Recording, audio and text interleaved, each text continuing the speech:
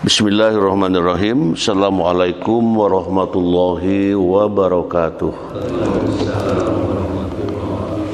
Alhamdulillah wassalatu wassalamu ala Rasulillah wa ala alihi wa sahbihi wa mawalah. Asyhadu an la ilaha illallah wahdahu la syarikalah wa asyhadu anna Muhammadan abduhu wa rasuluh. Allahumma salli ala Sayyidina Muhammad wa ala alihi wa sahbihi ajma'in. Rabbi syrah li sadri wa yassir li amri wahlul uqdatam min lisani yafqahu qawli amma ba'du. Qala Allah Ta'ala fil Qur'anil Karim wa in ta'adzana rabbukum la in syakartum la azidannakum wa la in kafartum inna azabi lasyadid al-ayah.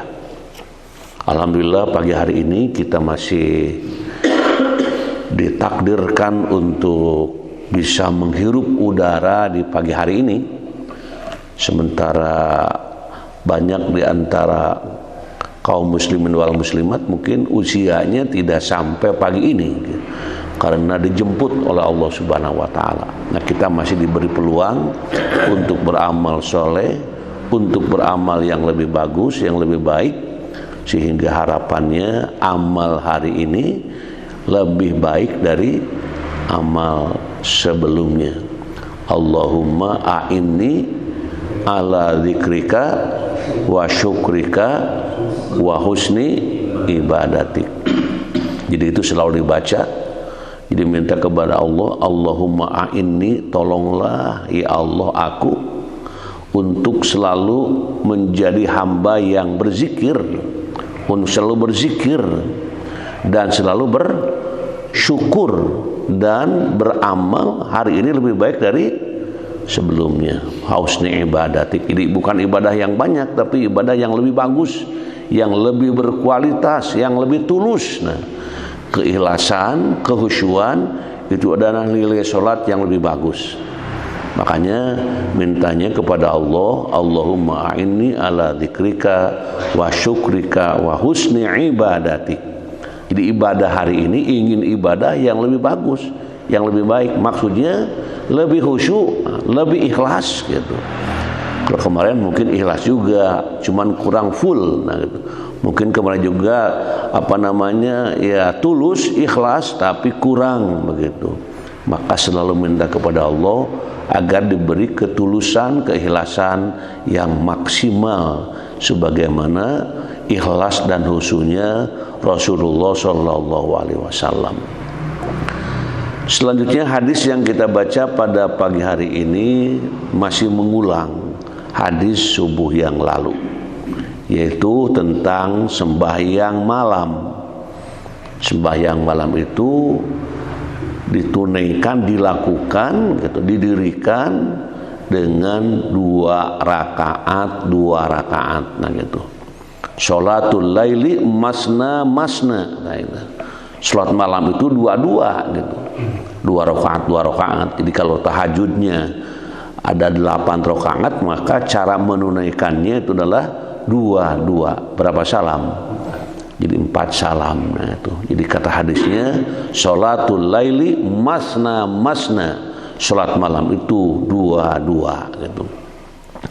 Fa idza khasyiya ahadukum as-subha shalla raka'atan tutiru lahu ma qad shalla. Nah ini sebutkan di sini sembahyanglah gitu ya, 1 rakaat witir yang mengganjilkan akan sembahyang yang telah dikerjakan tuh gitu. Jadi di sini setelah dua sembahyanglah 1 rakaat. Nah, 1 rakaat witir yang mengganjilkan akan sembahyang yang telah dikerjakan. Jadi kalau tadi 2 maka akhiri dengan witir. Witir itu diantaranya 1 atau 3. Nah, untuk apa 1, 3 ini? Untuk mengganjilkan. Jadi ganjil. disebutkan bahwa Allah itu cinta terhadap yang ganjil gitu. Jadi yuhibbul fitro. Jadi ganjil itu menjadi bagian amalan yang mendapatkan kecintaan Allah Subhanahu wa taala. Maka selalu witir itu adalah ganjil karena ingin mengganjilkan dari yang genap tadi gitu. Sesibuk apapun gitu ya, minimal ya 1 rakaat. Melihat waktu mungkin hampir subuh ini udah ngambil 1 rakaat saja. Nah, supaya lebih aman, leluasa, waktu mepet sehingga ganjilnya terkejar. Nah itu. Bahkan kalau tidak sempat tahajud karena kesiangan banget gitu, tutuplah dengan apa? Dengan witir 1 rakaat. Misalnya bangunnya jam seberapa? Jam 3.55. Nah ini 3.55. Tinggal berapa menit lagi ke subuh. Ini kan mepet ini. Tapi ingin tetap ganjil itu jangan tinggalkan gitu. Jadi tutuplah sholat yang sudah itu, sholat malam itu ya, mana sholat di malam itu dengan hanya 1 rakaat untuk mengganjilkan gitu. Karena memang ya sholat harus dilaksanakan dengan ditutup dengan yang ganjil. Walaupun mungkin tahajudnya tak keburu gitu, ya sudah ganjil mah dilaksanakan 1 rakaat. Kemudian juga di sini diungkapkan ya, hadis yang diungkapkan barusan itu muttafaqun alaih dan disahkan oleh imam yang 5 yang diriwayatkan oleh Ibnu Hibban dengan lafaz sembahyang malam dan siang 2 rakaat. Nah ini dalam konteks hadis yang lain, sembahyang malam dan siang 2 rakaat. Dan Nasai berkata ini adalah salah katanya. Tuh. Yang tambahan kalimat siang itu adalah salah gitu. Dalam ungkapan tadi dia tidak menyebut siang gitu. Tapi di sini dikatakan tadi siang, malam siang 2 rakaat. Kata hadis yang diriwayatkan oleh Nasai itu salah hadis itu. Tidak ada kata siangnya gitu. Ini tetap malam yang utama, sholat sunat 2 rakaat. Kalau siang 4 rakaat. Nah nanti akan ketemu hadisnya itu. Nah itu hadis yang disebutkan tentang cara sholat malam dan ditutup dengan witir, yaitu dengan ganjil. Kemudian wa'an Abi Hurairah radhiyallahu anhu qala Rasulullah sallallahu afdhalus shalah ba'dal fardhah sholatul laili akhrajahu Muslim. Nah ini dari Abu Hurairah radhiyallahu an, ia berkata Rasulullah SAW bersabda, sholat yang paling utama setelah sholat fardu ialah sholat malam. Tuh dikeluarkan oleh Muslim. Jadi kalau ingin mengambil, ingin mengamalkan, ingin memperoleh pahala, nah itu setelah sholat fardu, nah ini. Jadi yang paling utama sholat fardu yaitu sholat malam. Sholat malam itu yaitu sholat tahajud. Sholat tahajud itu punya kedudukan yang lebih istimewa.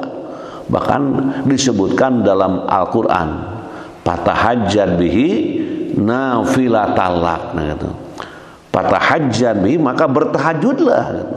Nafilatalak sebagai amalan sunat. Nah itu.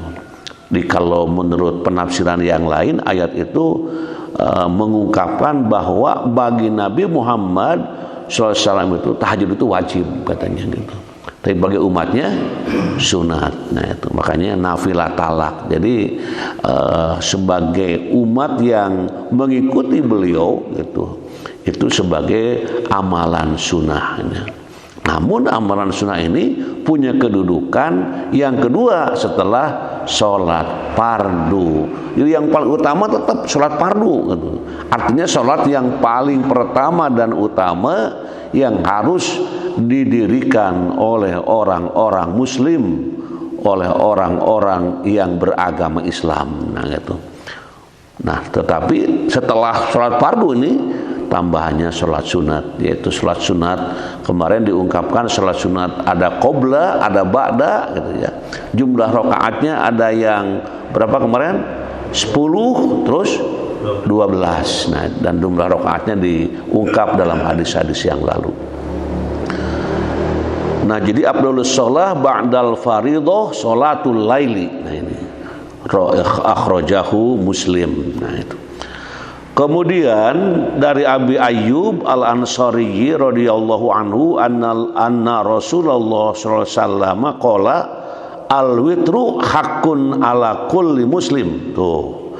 Man ahabba ayyutira bi khamsi falyaf'al wa man ahabba ayyutira bi salasin falyaf'al wa man ahabba ayyutira bi wahidatin falyaf'al. Rawahul arba'ah illa Tirmidzi wa sahahu Ibnu Hibban wa rahajan Nasa'i waqfahu. Dari Ayyub Al-Ansari radhiyallahu an bahwasanya Rasulullah SAW bersabda, sembahyang witir itu adalah hak bagi setiap orang muslim. Barang siapa yang mau sembahyang witir 5 rakaat maka kerjakanlah. Dan barang siapa yang ingin sembahyang witir 3 rakaat maka kerjakanlah. Dan barang siapa yang ingin sembahyang witir 1 rakaat maka kerjakanlah. Diriwayatkan oleh imam yang 4 kecuali Tirmidzi dan disahkan oleh Ibnu Hibban dan Nasa'i memberatkan mauqufnya. Nah, ini tentang sholat witir. Jadi sholat witir itu silahkan jumlah rakaatnya dipilih sendiri. Nah gitu. Kata Rasulullah, sembahyang witir itu adalah hak bagi setiap orang muslim. Hak itu apa? Ada hak, ada kewajiban kan itu ya. 2 kata selalu ini bergandengan. Apa bedanya hak dan kewajiban? Jadi jadi hak itu ya, itu hak itu sesuatu hal yang dimiliki ya gitu ya oleh seorang muslim. Jadi seorang muslim itu punya hak untuk witir gitu. Betul-betul witir itu adalah hak bagi orang muslim gitu. Hak itu ya bagian kan gitu ya. Bagian yang diperoleh hak gitu kan. Kalau kewajiban menunaikan suatu pekerjaan. Hak saya witir. Gitu kan? Kewajiban terhadap witir itu ya di situ tidak terjadi, tetapi hak saja gitu. Misalnya hak saya mendapatkan upah, kewajibannya apa? Ya mengerjakan suatu pekerjaan. Hak saya itu mendapatkan upah, kewajibannya apa? Ya melakukan tugas gitu. Gitu kan? Jelas gak? Jadi hak saya adalah mendapatkan upah, kewajiban saya mengerjakan apa yang diwajibkan. Nah, orang yang melakukan kegiatan itu ada haknya gitu. Satu lagi, kalau haknya mata apa? Kewajiban mata apa? Nah ini hak dan kewajiban. Hak mata itu apa? Nah jadi kewajiban mata itu apa? Melihat. Haknya apa? Tidur itu. Jadi tidur itu hak bagi si mata. Sedangkan si mata punya kewajiban. Apa kewajibannya? Melihat. Betul gitu? Ini contoh yang paling ringan ya. Jadi hak mata dan kewajiban mata. Kewajiban mata itu yang melihat. Tapi dia tidak melakukan kewajiban terus. Ada haknya. Apa haknya?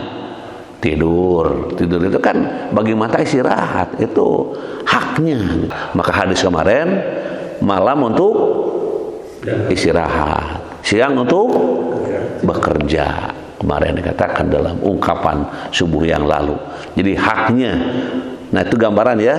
Jadi witir itu adalah hak bagi seorang muslim ya. Kewajibannya apa? Tadi witir itu? Ya kewajibannya Allah memberikan kebaikan kepada orang yang witir gitu.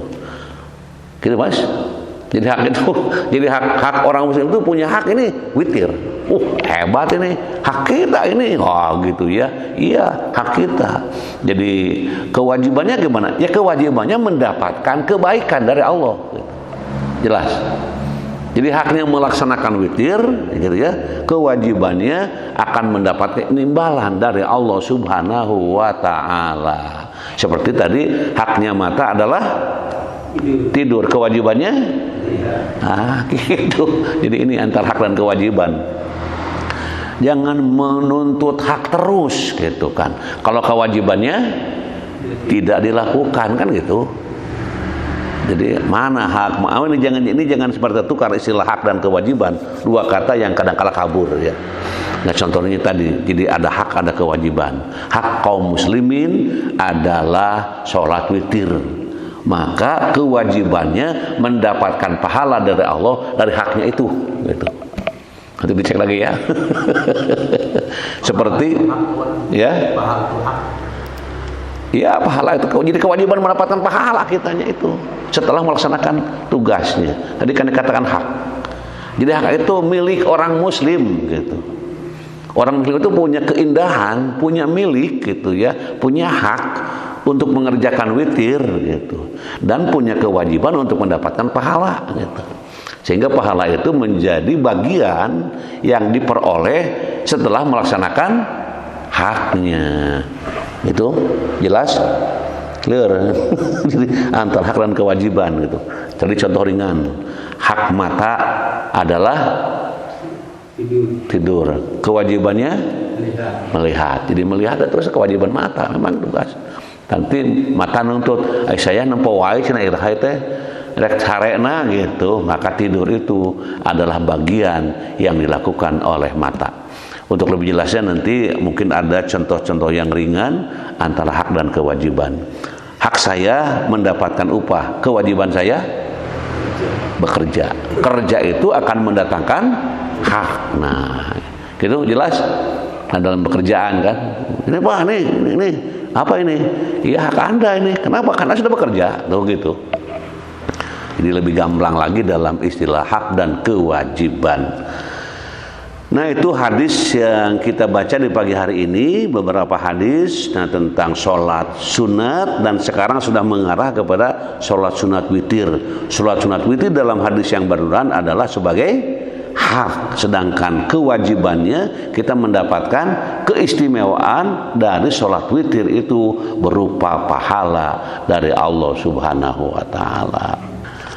Wallahu a'lam bil muradi. Mudah-mudahan apa yang telah kita ungkapkan ini menjadi kebaikan dan amal soleh dari Allah Subhanahu wa ta'ala diberikan kepada kita semuanya. Allahumma salli wa barik wa sallim amin. Allahumma rzuqna ilman nafi'an wa rizqan wasi'an wa shifaan min kulli da. Allahumma yassir umurana. Allahumma faqihna fiddin waghfir lana wa liwalidayna warhamhuma kama rabbayana shighara. Rabbana taqabbal minna innaka antas samiul alim wa tub alaina innaka antat tawwabur rahim. Allahumma ansurna fa innaka khairun nasirin waftah lana fa innaka khairul fatihin waghfir lana fa innaka khairul ghafirin warhamna fa innaka khairur rahimin warzuqna fa innaka khairur raziqin wahdina wa najjina minal qaumidz zalimin wal kafirin. Rabbana atina fid dunya hasanah wa fil akhirati hasanah wa qina adzabannar wa adkhilnal jannata ma'al abrar ya aziz ya ghaffar ya rabbal alamin. Subhana rabbika rabbil izzati amma yasifun wa salamun alal mursalin walhamdulillahi rabbil alamin. Subhanakallahumma wa bihamdika asyhadu an la ilaha illa anta astaghfiruka wa atubu ilaik. Wassalamualaikum warahmatullahi wabarakatuh.